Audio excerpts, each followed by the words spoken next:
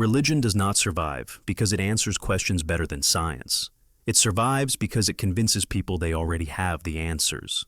Islam, like all organized religions, claims something extraordinary, that it comes from a perfect, all-knowing, all-just God, and that its teachings are true for all people, for all time.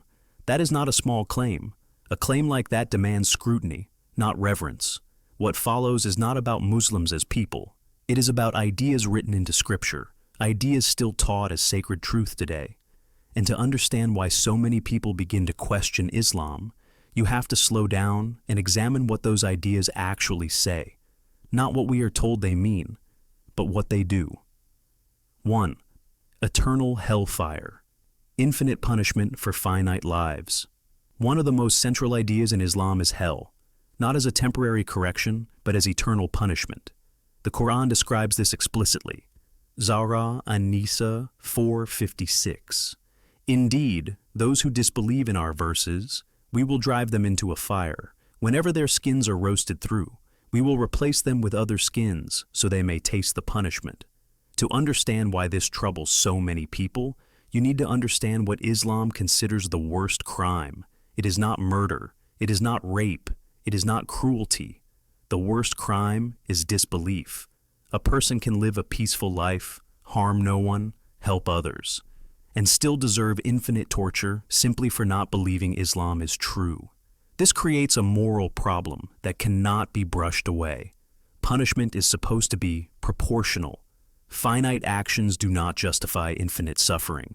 This doctrine does not function as justice. It functions as fear-based control. It trains obedience not through moral understanding, but through terror. And once fear becomes the foundation of belief, reason becomes dangerous. 2. Killing apostates, a religion that cannot be left. Islam does not only punish disbelief in the afterlife, it has historically punished it in this life as well. A well-known hadith states, Sahih Bukhari 3017, whoever changes his religion, kill him. For someone unfamiliar with Islam, this is shocking, but it is not fringe. Classical Islamic law treated apostasy as a capital crime. Why does this matter? Because truth does not need violence to survive. If a belief is genuinely convincing, people will stay voluntarily. If people must be threatened with death for leaving, the belief system is not strong. It is fragile. This teaching turns doubt into treason and curiosity into rebellion.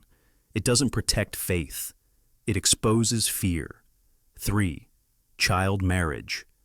When morality bends to authority, Islam teaches that Muhammad is the perfect moral example for all time. That's why his personal life matters. The most trusted hadith collections report Sahih Bukhari and Sahih Muslim Aisha was married at 6 and the marriage was consummated at 9. Defenders often respond with cultural explanations. That was normal back then. She was mature. God knows best. But morality that changes with time is not divine morality. Childhood is not a modern invention. Children have always been vulnerable. Consent has always required maturity. When Scripture sanctifies child marriage, it does not reflect timeless ethics. It reflects the norms of its era, frozen into authority. And when believers are forced to defend this to protect a prophet's image, morality is no longer guiding belief. Belief is overriding morality. 4. Slavery, accepted, regulated, never condemned. Islamic scripture does not abolish slavery. It regulates it. The Quran speaks of slaves as a normal part of society. Surah An-Nahl 1675. Allah presents an example, a slave owned by another. Islamic law provided rules for owning slaves, buying slaves, and freeing slaves, but never a clear command banning slavery itself. This is crucial. A God who mandates prayer 5 times a day could forbid owning humans with a single sentence. That sentence does not exist. Regulation is not moral leadership. Ownership of human beings is never ethical. This alone breaks the claim of moral perfection. 5. Amputation as justice, when fear replaces ethics. The Quran prescribes physical punishment for theft. Surah Al-Ma'idah 538.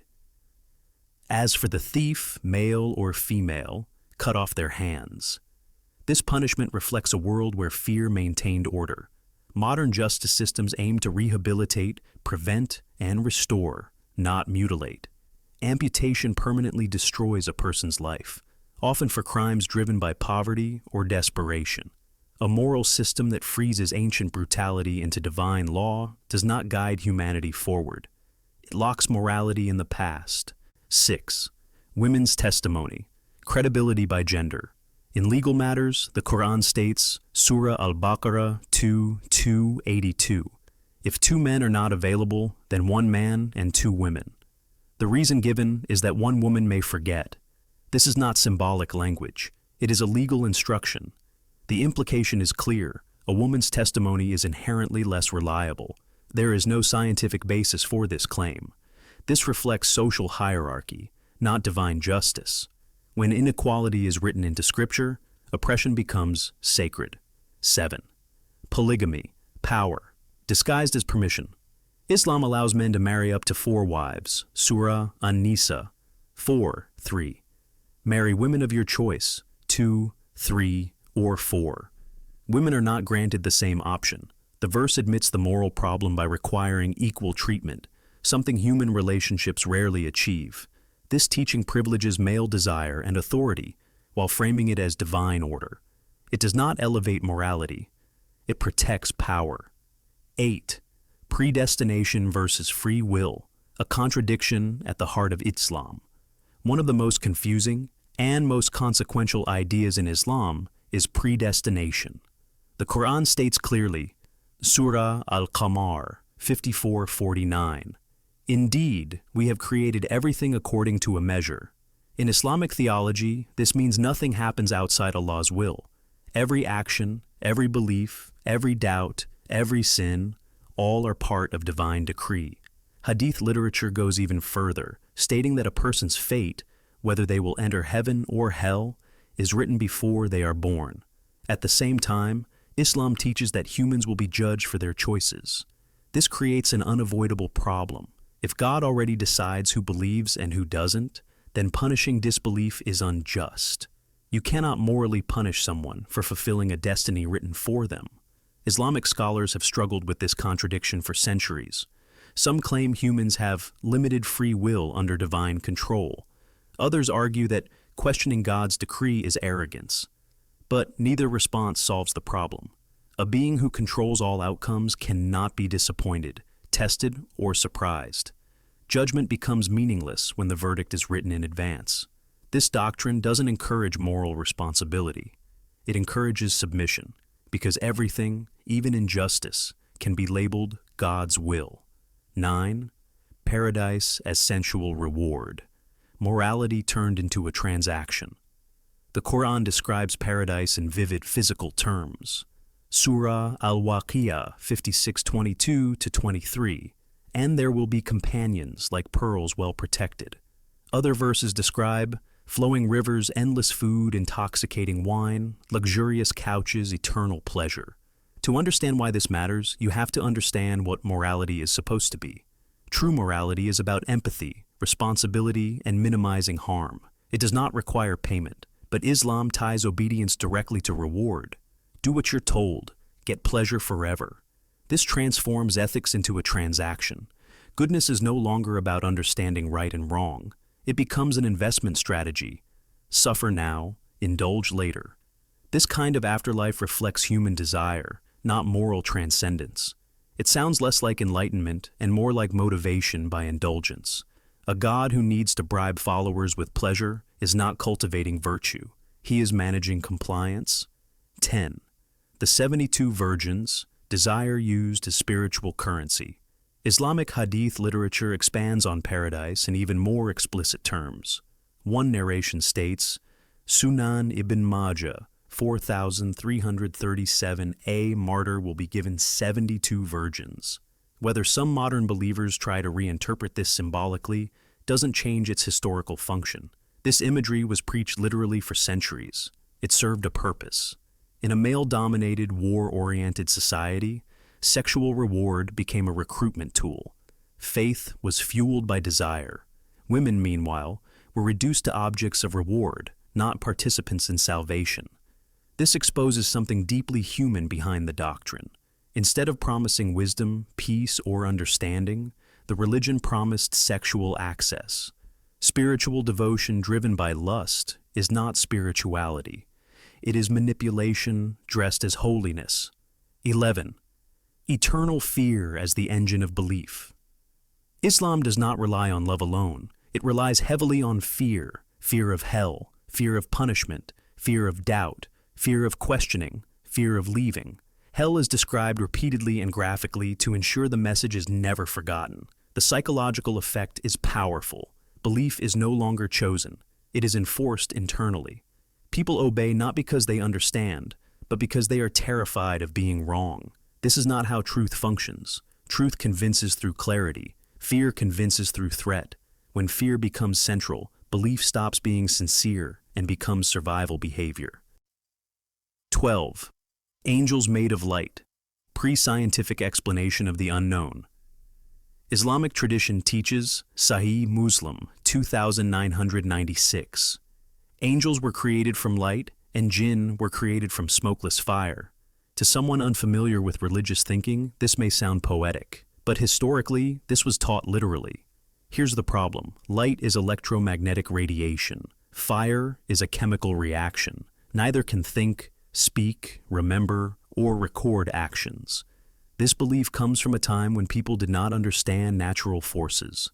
Lightning, fire, and light felt mysterious, so they were personified. Angels became explanations for invisible forces. Jinn became explanations for chaos and fear. This isn't revelation, it's early mythology. By claiming to already know what these forces are, religion replaced curiosity with certainty and robbed humanity of genuine discovery. 13. Jinn possession, demonizing mental illness. The Quran refers to jinn in several chapters, including Surah al-Jinn, Surah al-Ahqaf. Across many Muslim societies, jinn are believed to possess humans, causing seizures, hallucinations, erratic behavior, depression, trauma. Instead of medical treatment, people undergo exorcisms, recitations, physical restraint, sometimes violence. But every symptom attributed to possession is medically explainable: epilepsy, psychosis, anxiety disorders. This belief didn't emerge from evidence. It emerged from fear and ignorance. Instead of studying the mind, religion demonized it. Instead of healing, it blamed. The result is preventable suffering, all in the name of faith. 14. Magic and the evil eye. Institutionalized superstition. Islamic scripture explicitly acknowledges magic. Surah Al-Baqarah 2:102. They learned magic. Hadith literature even states that Muhammad himself was bewitched, causing him to forget prayers. This raises an obvious question. If prophets can be magically harmed, what protection does belief offer? The belief in magic and the evil eye keeps followers trapped in fear. Envy causes illness, curses cause misfortune. Strangers may harm you invisibly. This worldview replaces causality with paranoia. Instead of asking why something happened, people ask, who cursed me? Superstition becomes law, fear becomes discipline. Magic doesn't empower believers, it imprisons them. 15. The night journey. When myth becomes doctrine. One of the most celebrated events in Islam is the Isra and Miraj, the night journey. Islamic tradition teaches that Muhammad was taken in a single night from Mecca to Jerusalem, then ascended through the heavens to meet God. He is said to have ridden a supernatural creature called Burak, described as a winged beast. This story is not presented as metaphor. It is taught as literal history. According to tradition, Muhammad traveled an impossible distance in hours, passed through multiple heavens, met earlier prophets, negotiated daily prayers with God. Reducing them from 50 to 5, returned before morning. To understand why this matters, forget physics for a moment. The deeper issue is epistemology, how truth is decided. The night journey teaches believers that impossible things happened. Evidence is unnecessary. Authority overrides reason.